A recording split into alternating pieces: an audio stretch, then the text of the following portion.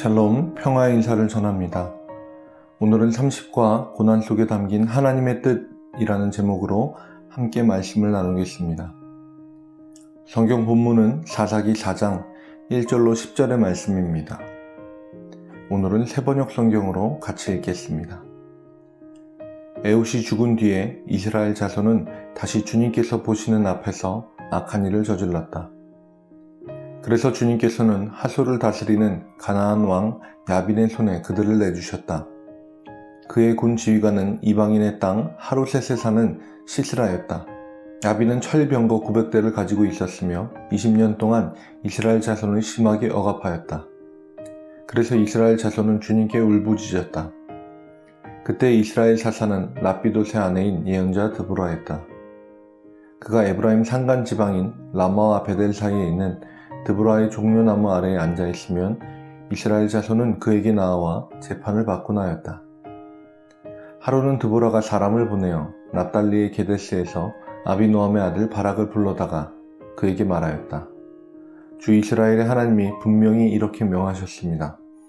너는 납달리 지파와 스불론 지파에서 10,000명을 이끌고 다볼산으로 가거라. 야빈의 군 지휘관 시스라와 그의 철병거와 그의 많은 군대를 기손 강가로 끌어들여 너의 손에 넘겨주겠다. 바락이 드보라에게 대답하였다. 그대가 나와 함께 가면 나도 가겠지만 그대가 나와 함께 가지 않으면 나도 가지 않겠소. 그러자 드보라는 내가 반드시 장군님과 함께 가겠습니다. 그러나 주님께서 시스라를 한 여자의 손에 내주실 것이니 장군께서는 이번에 가는 길에서는 영광을 얻지 못할 것입니다. 하고 일어나 바락과 함께 게데스로 갔다. 바락이 스불론과 납달리 지파를 게데스로 불러 모았다. 바락이 10,000명의 군사를 이끌고 쳐 올라갔고 드보라도 그와 함께 떠났다. 아멘. 우리가 고난에 대해서 이야기할 때는 항상 주의 깊고 신중하게 말해야 합니다. 왜냐하면 고난의 문제는 사람들의 성급한 판단으로 인해 고난을 당하고 있는 이들에게 더 크고 무거운 짐을 지우게 되는 경우가 많기 때문입니다. 사람은 단순하고 확실한 것을 좋아합니다. 그래서 A는 B이다 라고 확실하게 알고 싶어 합니다. 그래서 고난에 대해서도 그 원인을 명확하게 알고 그 원인을 제거하거나 고치면 상황이 나아질 것으로 생각합니다. 성경에서도 고난에 대해 판단하고자 하는 사람들의 시도를 쉽게 볼 수 있습니다. 욥기에 나온 엘리바스, 빌닷, 소발, 욥의 세 친구도 욥에게 추궁하듯이 이야기합니다. 죄 없는 사람이 망한 일이 있더냐? 정직한 사람이 멸망한 일이 있더냐? 하지만 욥은 죄로 인해 망하고 벌을 받는 사람이 아니었습니다. 욥은 오히려 하나님이 보증하고 자랑하던 사람이었습니다. 욥에 대해 하나님이 말씀하십니다. 이 세상에는 그 사람만큼 흠이 없고 정직한 사람, 그렇게 하나님을 경외하며 악을 멀리하는 사람이 없다. 이뿐만이 아닙니다. 날 때부터 눈먼 사람을 보고 예수님의 제자들이 이렇게 물었습니다. 선생님, 이 사람이 눈먼 사람으로 태어난 것이 누구의 죄 때문입니까? 이 사람의 죄입니까? 부모의 죄입니까? 사람들은 다른 사람의 고통과 고난에 대해 너무나 쉽게 판단하고 이야기하려고 합니다. 사람은 자기 고통은 크든 작든 너무나 애절하고 절박하게 반응하는 데 비해 다른 사람의 고통에 대해서는 쉽게 잣대질하고자 하려는 마음이 있습니다. 욥의 말씀과 예수님의 제자들의 질문, 그리고 욥에 대한 하나님의 반응과 예수님의 반응을 보며 우리가 자칫 오해할 수 있는 부분이 있어서 짚고 넘어가도록 하겠습니다. 먼저 욥에 대한 하나님의 반응입니다. 하나님은 사탄에게 욥을 맡기며 그를 시험하도록 허락하십니다. 여기에서 사람들은 오해할 수 있습니다. 욥이 하나님 소유의 장난감도 아니고 사탄의 손에 맡겨서 고통을 받게 하시다니, 이런 오해를 할 수 있습니다. 하나님은 우리를 장난감처럼 취급하시지 않습니다. 오히려 하나님은 욥을 너무나 인격적으로 신뢰하셨습니다. 하나님은 절대로 욥을 사탄에게 맡기지 않으셨습니다. 욥기 1장 12절 말씀을 보면 하나님은 욥이 가진 모든 것들을 사탄의 손에 맡겼고 오히려 그의 몸에 손대지 말라고 말씀하셨습니다. 아들을 키우시는 분들은 군대에 보내면서 당장 슬프고 헤어지기 싫고 이런 감정도 있겠지만 마음 한켠에 이런 마음이 있습니다. 군대에서 힘든 훈련들을 잘 이겨내고 더 멋지고 든든하고 성숙한 사람이 될 것이라는 기대감이 있습니다. 왜냐하면 아들이 그 힘든 훈련들을 잘 이겨낼 것이라고 믿으니까요. 가면 반드시 죽는 자리라면 누가 보내겠습니까? 오히려 믿으니까 믿고 보내는 겁니다. 욥을 향한 하나님의 믿음과 신뢰가 얼마나 큰지 오히려 우리는 더 잘할 수 있습니다. 하나님은 욥을 절대적으로 신뢰하셨습니다. 그리고 욥은 그 하나님의 기대에 부응하여 이렇게 답합니다. 내가 가는 길을 그가 아시나니 그가 나를 단련하신 후에는 내가 순금같이 되어 나오리라.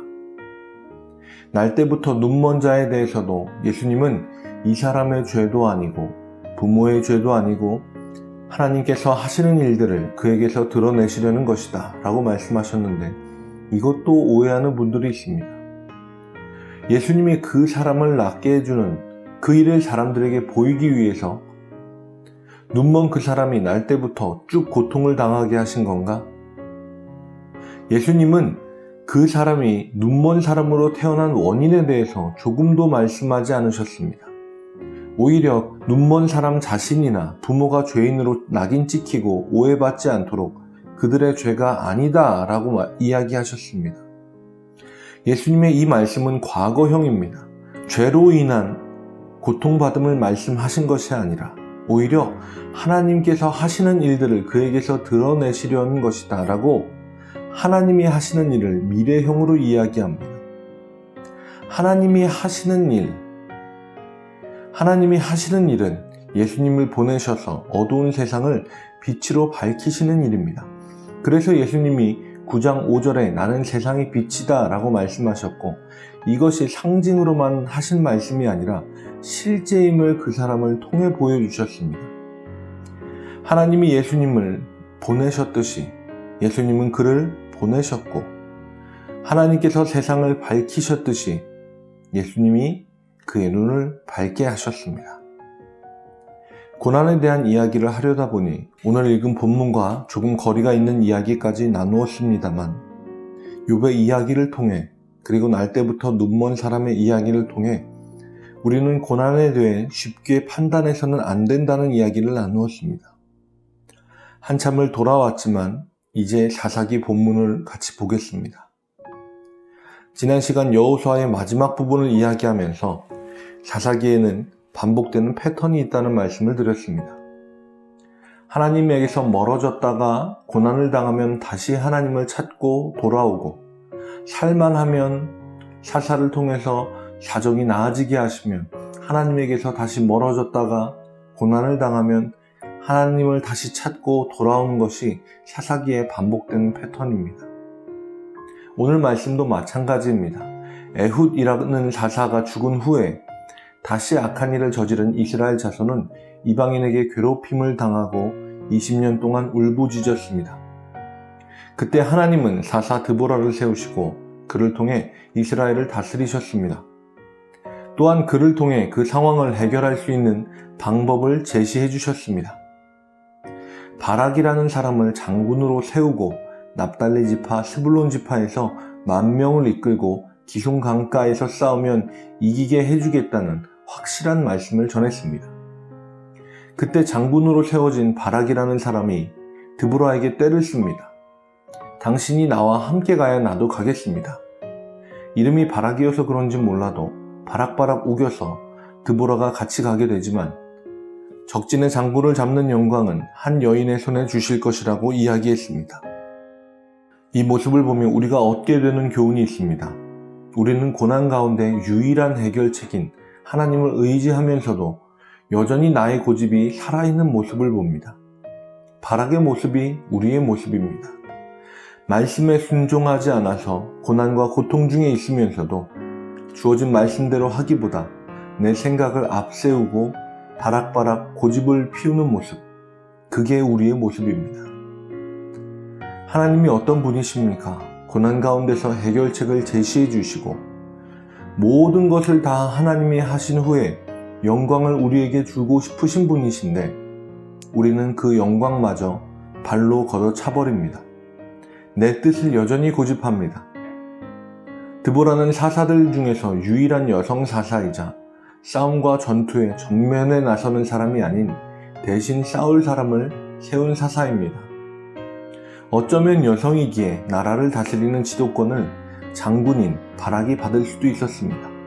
그런데 바락은 그 기회를 자신의 고집으로 날려버리고 말았습니다. 오늘 말씀의 제목이 고난 속에 담겨진 하나님의 뜻입니다. 교재에 나와 있는 내용과는 좀 다르지만 바락과 드보라를 통해 우리가 깨닫게 되는 고난 속에 담겨진 하나님의 뜻은 하나님은 고난 중에서도 우리를 세우시길 원한다는 것입니다. 난세에 영웅이 탄생하고 어려운 시기에 갈고 닦은 노력이 빛을 발하는 법입니다. 고난은 우리가 함부로 판단해서도 안 되지만 누군가에게는 그 시간이 기회의 시간이기도 합니다. 성급하게 판단하기보다 하나님이 주신 기회의 시간으로 삼고 말씀에 온전히 순종하며 우리를 세우시는 하나님의 뜻을 따라가는 귀한 성도님이 되시길 바랍니다. 기도하겠습니다. 우리 삶의 매 순간 우리는 주님의 뜻을 묻습니다. 코로나 시대의 한복판에서 우리는 고난 속에 담긴 하나님의 뜻을 묻습니다. 나에게 말씀하신 하나님의 뜻이 절대적일 수 없음을 깨닫고 이 고난 가운데서도 각자에게 말씀하시는 하나님의 뜻을 겸허히 받아들이고 말씀하신 대로 온전히 순종하며 살게 하여 주옵소서. 예수님의 이름으로 기도합니다. 아멘. 여름 휴가철이 다가오고 있습니다. 귀한 성도님들의 삶에 하나님이 주시는 말씀이 가장 좋은 우리 영혼의 휴식이 되길 바랍니다. 주님의 평안이 여러분과 함께 하시길 바랍니다. 평화.